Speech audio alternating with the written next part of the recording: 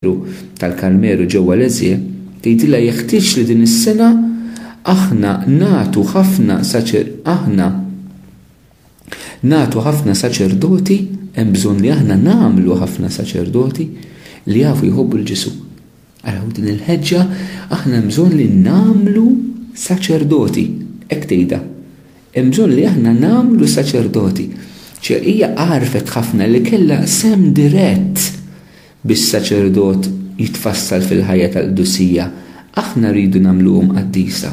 U dejjem il-mezzi li Tereżina użat kienet it-talb u s-sagrifiċċju.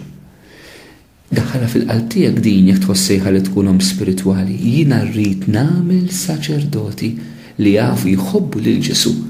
Ara l-Qdusija fis-saċerdot Santa Tereżina kif fehmitha, saċerdoti li jafu jħobbu lil Ġesu.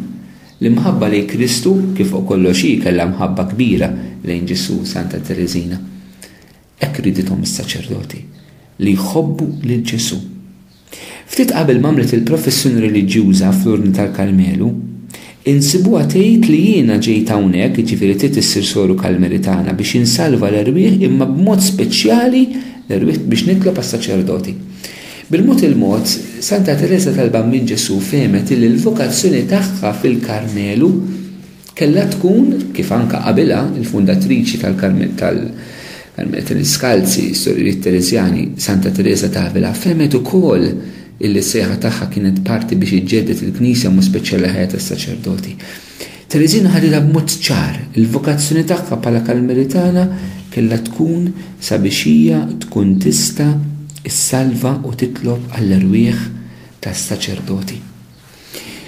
Hawnhekk nixtieq nagħmel appell il ħutna s-Sorjiet Karmelitani Skalzi Tereżjani fil-monasteru għaw Malta għandna monasteru tas-Sorjiet Tereżjani aħna li nsab ġewwa Bormla. Nixtieq li nitolbu għalihom ħalli jkollhom aktar vokazzjonijiet f'dak il-monasteru u anke sabiex jifhmu anke fuq il-passi ta' din il-qaddisa tant għażiża għalihom għax hija oħthom però qaddisa li għażiża lina xi qaddisa tal-Knisja kollha. Illi iva fil-ħajja tal-Karmelu nitolbu għall-Qdusija tas-saċerdoti. F'Lulju tal-1889 Teresa tal-Bambin Ġesu ċimqaddis tikteb ukoll minn ġdid il-loħ ta' Ċelina tgħidilha għażiża Ċelina tiegħi, ejjew ngħixu għall-irwieħ, ejjew inkunu appostli. Ejjew insalvaw b'mod speċjali u qabel kollox l-irwieħ tas-saċerdoti. Dawn l-irwieħ irridu jkunu trasparenti iktar mill-kristall. Taw is-saċerdoti li mhumiex denni, kemm hawn saċerdoti li mhumiex denni? Kemm hawn saċerdoti li mhumiex qaddisa biżżejjed? Nitolbu, insofru għalihom. U fl-aħħar jum Ġesu dan ikun jafulna.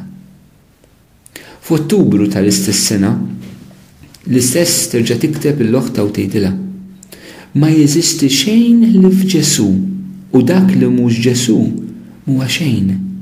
Ejja nħobbuh u nħobbuh sal-ġenn, insalvawlu l-irwieħ.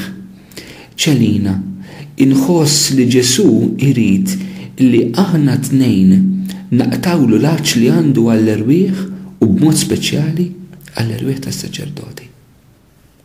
Araw eżistijek din il-qaddisa kien baqgħet fil-mixja spiritwali tagħha jew tikber li mietet feta żgħira. Imma il-ħeġġa, it-talb għas-saċerdoti għarfet li Ġesu waċċana l-irwieħ u waċċana l-irwieħ tas-saċerdoti li tagħmel minn kollox sabiex tagħti lil Ġesu saċerdot qaddisa. Importanti li wieħed jifhem però meta qed nisimgħu il Santa Teresa tal-Bambin Ġesu titkellem minn saċerdoti li mhumiex qaddisa biżżejjed. Saċerdoti li mhumiex denni. Għalli ma tip ta' saċerdoti qed tirreferi. Ta' Tereżina mhix qed tirreferi għal bħanidu hekk sitwazzjonijiet morali, jiġifieri għal xi saċerdoti li qegħdin jgħixu f'xi dnub mejjed. Però Santa Tereżina meta titkellem mhumiex qaddisa biżżejjed, mhumiex denni biżżejjed, dak li hija qed titkellem minnu dwaru huwa proprju il-qdusija li s-saċerdot għandu jkollu minħabba li hu l-Ministru tal-Ewkaristija. ċek l-Ewkaristija l-iktar ħaġa qaddisa, sublimi, għażiża, importanti għall-Knisja, kemm rid tkun qaddis is-saċerdot li qed tqaddisha. Kemm rid ikun qaddis dak is-saċerdot li f'idejh se jiġi Kristu. Teres fehmet l-saċerdoti għadhom ma laħqux dik il-qdussija f'għajnejha daqs kemm hu qaddis Kristu fl-Ewkaristija. U allura l-qdussija tas-saċerdot Santa Teresa tal-Bambin Ġesu rata mid-dawl Ewkaristiku, minn perspettiva Ewkaristika. Bħal San Franġisk t'Assisi l-Ewkaristija kienet it-triq għas-saċerdot, it-triq għall-qdussija tas-saċerdot, it-triq għall-apprezzament tas-saċerdot fih dan il-komunità nisranija. Ekku dina b'xi mod Santa Teresa tal-Bambin Ġesu anke għarfitha mill-istess esperjenza tagħha. Għaliex hija kienet tħares ir-relazzjoni tagħha ta' Ġesu bħala waħda ta' mħabba fejn hi ridet lil Ġesu il-qalb tagħha li tkun kompletament tiegħu. Ridet illi f'din relazzjoni ta' mħabba hija u Ġesu qalbhom ikunu ta' xulxin. U allura hija dal-aspett illi hija ma kienx tara fis-saċerdoti li qalbhom mhix mogħtija kompletament il-Kristu. Isimgħu ftit mill-kitbiet li hija kienet tikteb. L-ewwel ħaġa hija fuqha, proprju xahar qabel wara li għamlet il-professjoni reliġjuża li qed tispjega din kif qalba u hija ta' Ġesu. Kitbet hekk, jiena naħseb illi il-qalb tal-maħbub tiegħi qed tirreferi għal Ġesu tappartieni biss lili. Bħalma l-qalb tiegħi tappartieni biss lilu. Huwa forsi kliem sempliċi però juri jekk din l-intimità li dil-qaddis għexet. Darb'oħra tgħid l-oħta Ċelina, tgħidilha Għażiża Ċelina tiegħi. Hija l-istess ħaġa li jien għandi xi ngħidlek. Ejja nitolbu għas-saċerdoti. Kuljum Ġesu jurini kemm ftit huma l-ħbieb veri tiegħu. Jidirli illi f'dawn l-irwieħ hemm l-ingratitudni. Mhux speċjali Ġesu jweġġa meta l-irwieħ ikkonsagrati lilu allura s-saċerdoti u reliġjużi qalbhom mhijiex b'mod assolut tiegħu. Hekk Teresa xtaqet tara fis-saċerdoti mhux speċjali u l-irwieħ konsagrati li jkunu kompletament ta' Ġesu. Minnhom tgħid hemm bżonn li s-saċerdoti jkunu jafu kif iħobbu l-Ġesu illi jmissuh qed tirreferi fl-Ewkaristija bl-istess delikatezza li biha missitu Marija fil-maħxtura. Allura araw eżistija jekk fil-qdussija tas-saċerdot Teresa tal-Bambin Ġesu ħarset lejha mill-punt Ewkaristiku illi għax is-saċerdot huwa l-Ministru tal-Ewkaristija jrid jgħix fil-qdussija Ewkaristika li jkun dan li jiċċelebra din. Issa ddaħlilna wkoll id-dimensjoni Marjana fl-Ewkaristija. Kif? Mill-aspett tal-inkarnazzjoni. Tgħid kif il-Madonna misset b'dik id-delikatezza lil Ġesu tarbija fil-maħxtura. Hekk irid is-saċerdot, bħanidu hekk is-saċerdot irid ikollu qalb Marjana għal Ġesu fl-Ewkaristija.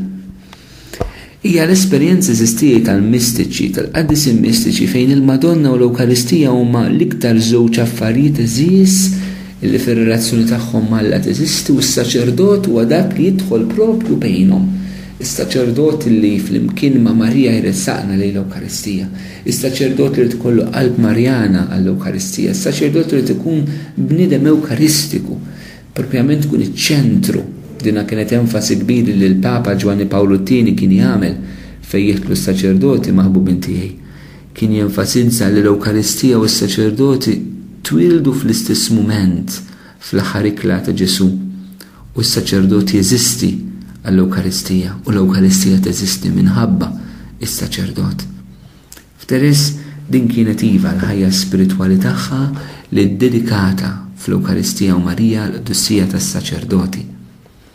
L-aħħar aspett eżisti li nixtieq naqsam magħkom fejn tidħol din is-soru karmelitana Tereżjana propju li kienet spiritwali per eċċellenza s-saċerdoti. Hija l-fatt li hija kellha xewqa li jkollha ħuta li huma saċerdoti. U fil-fatti permezz tal-badessa l-madre tal-kunvent Teres ġiet mogħtija żewġ saċerdoti,